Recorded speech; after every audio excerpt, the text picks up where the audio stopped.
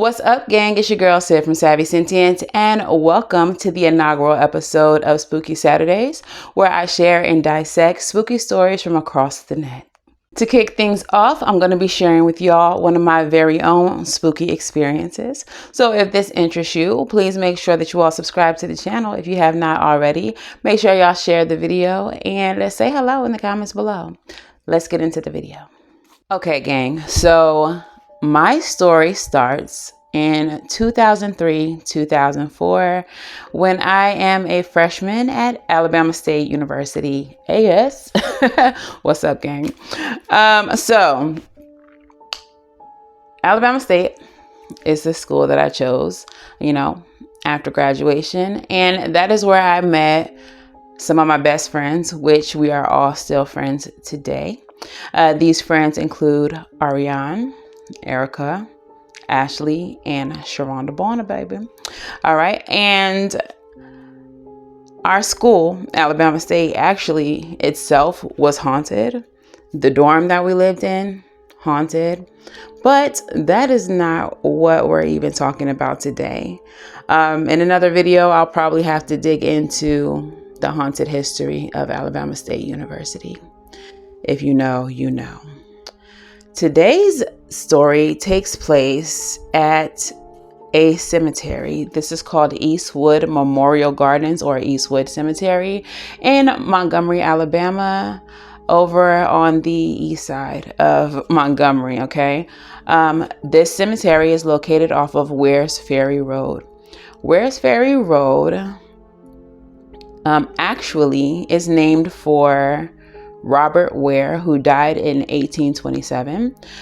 This gentleman was a soldier in the Revolutionary War. He also went on to become a judge, and he was known to be an all-around great Christian, an upstanding citizen of the community. It does have to be noted, though, that Montgomery has a history of being one of the biggest slave trading centers, okay?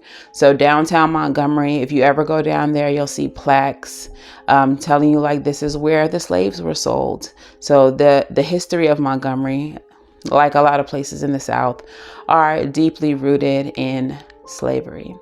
Okay, so it just so happens that the area that the cemetery is located on is called the Dalreda area. And the Dalreda area actually was previously known as the Ware Plantation. I'm sure it has absolutely nothing to do with this fine, upstanding gentleman, Mr. Robert Ware. I'm sure that's a pure coincidence. Hey gang, editing Sid here.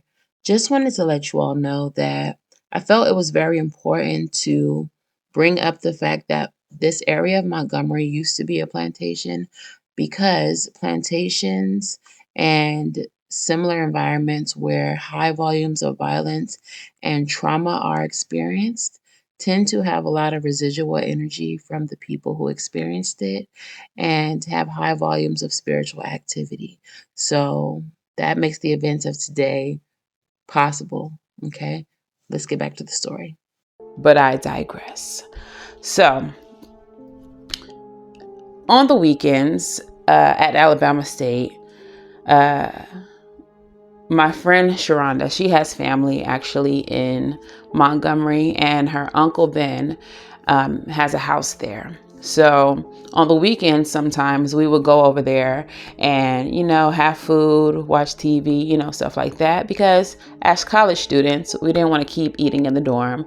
And the food that we would buy just for our dorm, would be like crap. So who doesn't want a good home cooked meal as a college student? So we would go over there and hang out with them on the weekends, hang out with her family. So this particular weekend just happened to be Halloween. Happy Halloween, guys. So this particular weekend was Halloween weekend. So on Halloween, myself, Sharonda, and Ashley were over there and we went trick-or-treating, because you're never too old to go trick-or-treating, period. I'm a firm believer in that. But anyways, so we went trick-or-treating in the neighborhood. One of our professors happened to live over there. So, we got candy from him, But anyway, we went trick-or-treating in the neighborhood, and, we went back to the house and chilled out for the rest of the night. I'm pretty sure that the events of this story actually took place the next day. So Halloween is All Hallows Eve, okay? But the day after is All Hallows Day or All Saints Day. So if you know anything about those holidays, traditionally, they're a Catholic holiday. It's when saints are supposed to, be venerated, and, they get their ascension to heaven, whatever. But in spiritual circles, in the spiritual community, we know that this is the prime time for spirits to be able to cross over and kick it with their fam. If y'all know anything about Dia de los Muertos, this is when, food is put out and family is celebrated, and the favorite foods of the family members who passed, the drinks, the drinks, are all put out for the family, and they're celebrated, in the cemeteries. In Haitian traditions, we do something similar. So that's the time. If you know, that is the time. So it was November 1st. We're all hanging out in the living room, doing whatever we doing, loafing, okay? And Sharonda's uncle, who happens to be very interested in the supernatural and apparently has done a little bit of ghost hunting in his day with his brother, asked us if we would like to take a ride down to the cemetery. And me, I've always been interested in that kind of stuff. So you got my attention. I'm down, I guess. A little hesitant, but yeah, what's going on at the cemetery? So he convinces us to, go to the cemetery with him. But on the way to the cemetery, he said that he wanted to stop and get some gas. So we go down, I think it was a Circle K, to the Circle K, and he fills up his tank. But as he's taking us to the gas station and from the gas station towards the cemetery, he's telling us this story about a young man named Travis, I believe, who was getting a ride from his brother to school. Travis would be the little brother. The older brother was a high school student, I believe, taking him to school. And the older brother's friend was also in the car with them. So older brother driving, friend in the passenger seat, Travis in the back. So he's taking him to school, and on the way to school, they have a car accident where Travis, I believe, is stuck in the car. Johnny, the driver, and the older brother is flown from the car. And I'm not sure what happens to the best friend. But yeah, older brother is thrown from the car. When the emergency services comes to their rescue, Travis is the only one that is still alive. And if I recall correctly, he actually dies at the scene. This is all happening on Wares Ferry Road. He says that ever since then, there has been some sightings of a little boy walking down Wares Ferry Road. Okay. But I guess if anyone has ever stopped or tried to help, the little boy would be gone by the time they, actually process what they're seeing. So this is the story that he's telling us on the way there. He's also telling us that people have gone to this cemetery and have not been able to start their cars. They run out of gas in the cemetery. And that's the reason why we went to the gas station first, to make sure that we had a full tank of gas.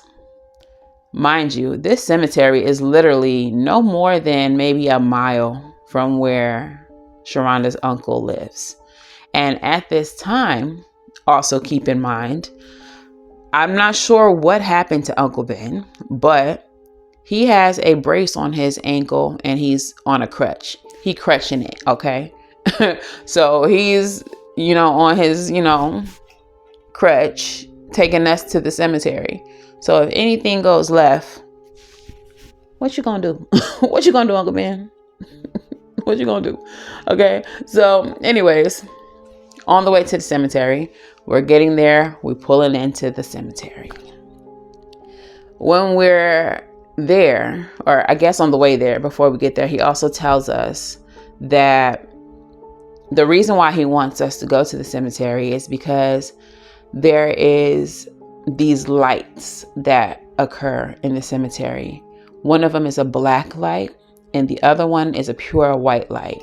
And they're supposed to be coming together like this, one black, one white, coming together like this. And he says we have to leave before the lights touch each other. So we're going to this cemetery thinking we're going to see the lights. So we get there, we pull in, and when you pull in, there's the road that goes into the cemetery is like a U. So it can go around and back towards a second exit. So it's like a horseshoe. So we pull into the tip of the horseshoe and we turn off the car. We're sitting there and Uncle Ben says, all right, now everybody got to get out. At the cemetery? We got to get out at the cemetery. Like, I didn't know that this was part of the plan. I didn't know we was getting out. I thought we was going to sit in the car and look for these alleged lights. But we listen and we all hop out.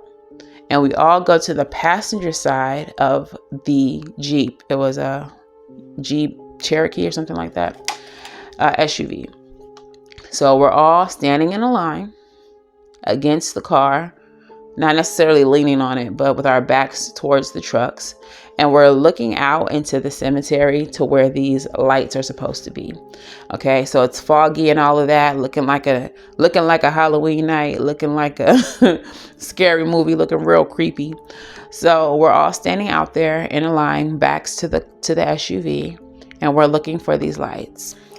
As we're looking for these lights, you can kind of feel that the SUV has begun to rock back and forth, like side to side. And there's this shadow being that's coming from this way. So we're looking straight forward, okay? And from our peripheral, we see this shadow being walking towards us. And of course, we're all like, what? And as soon as Uncle Ben notices, he's like, everybody get back in the car, get back in the car, get back in the car. So we all running, we getting back in the car. When we get in, you can see the little shadow walking around the car. Uncle Ben tries to start the car. It starts and then cuts right back off. It started long enough for us to roll our windows up. Every single window except for Sharonda's, who was sitting in the passenger seat. So right where that shadow being approached us is exactly where Sharonda is sitting. And we're all just freaking out. I don't know exactly what everybody else was doing. I saw Sharonda like crouch down, and I didn't see what Ashley was doing. She was sitting next to me on the passenger side as well. But I, at that time, had been also crouched down and started praying like, Lord, please get us out of the cemetery. If you get us out of here, I will not come back. Like, please just get us out. So the car is not starting. Uncle Ben is trying to keep starting the car.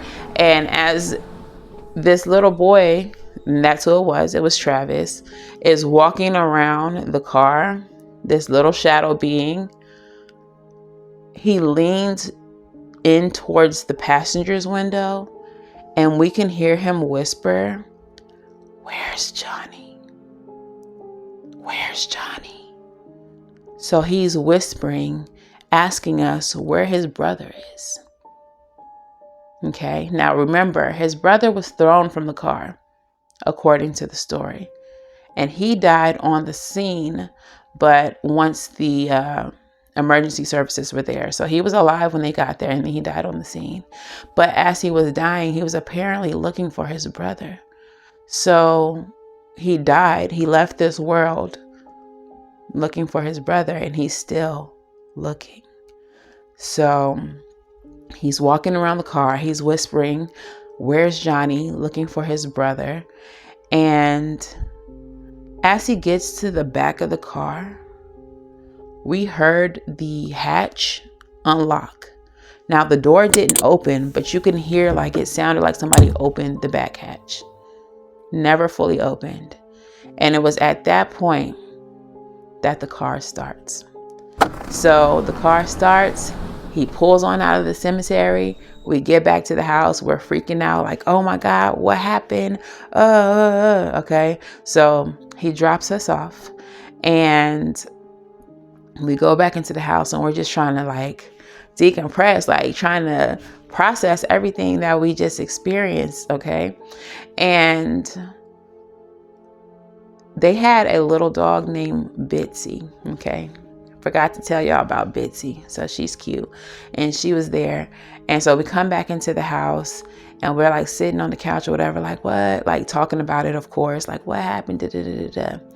And as that's happening, Bitsy is walking towards the kitchen, and there's a doorway from the kitchen to the living room where we're all sitting, and she's just standing in the doorway of the kitchen facing the back door. The back door has a window in it, and we just watching Bitsy just stare down the door. And as she's staring down the door, we can hear what sounds like hands dragging down the window. And we're like, what? And then after that, nothing. So eventually we were able to relax, decompress, and relax enough to go to sleep. Okay. Nothing further happens. What I come to realize, what I come to understand is that hatch that we heard opening, someone trying to lift up the back hatch to the Jeep, that was Travis hitching a ride with us. And he got to the house, and I don't know why he didn't walk in the front door with us, but he dragged his little fingers on that back window. Okay. And yeah, so I feel like all of us have different views of what we think happened. Ashley was actually extremely skeptical, and she believed that it was Uncle Ben's son in the cemetery, but I firmly do not believe that. I mean, we saw a shadow person, so I don't know if she just thought he was in all black. I don't know, but if y'all ever seen a shadow person before, like they're extremely unmistakable. So yeah, I believe that either we met Travis or we met something pretending to be Travis.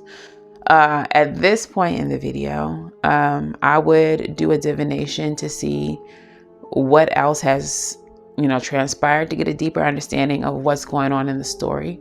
But because this is my personal story and I've had several years to sit with it, I already kind of know what transpired there.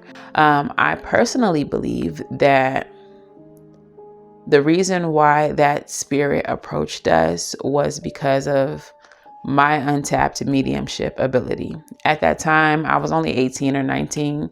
I did not know anything about, mediumship. I didn't confer with the spirits or anything like I do now. And I just feel like if you are a medium, if you are a diviner of any sort, like whoever you are, you are when you're born. And I feel like these spirits can recognize you. So I kind of feel like Travis recognized that I was somebody who was supposed to be able to help, even though at that time I didn't know that. Now, leading up to that point, I have had other supernatural experiences, but I was not open to being a medium. I didn't know that I was supposed to be. My family has, been very open and aware of the supernatural world. It's not like it was something that was taboo on my father's side, my father who raised me. But I just didn't know who I was supposed to become. I mean, that this story happened 20 years ago. So I had no idea. And 20 years later, I am Savvy, Sentient, medium, diviner, psychopath. Literally, my path is about helping spirits like Travis move on and, go on to the next stage of existence. So that's kind of how it all started for me. And yeah, I'm not mad. I ain't mad at the path. I'm not mad at the purpose. But yeah, that's the story, guys. So if you all like that story, if you have something that you can relate to in that story or a similar experience, let me know in the comments below. If you have a story that you would like me to share and dissect here on this channel, you can go ahead and send an email to savvysentient@gmail.com. It is linked in the description box below. But until the very next time I visit with you all and tell you another story, I'm wishing you all love and light as always. Now go get right, and I'll see y'all in the next one. Bye.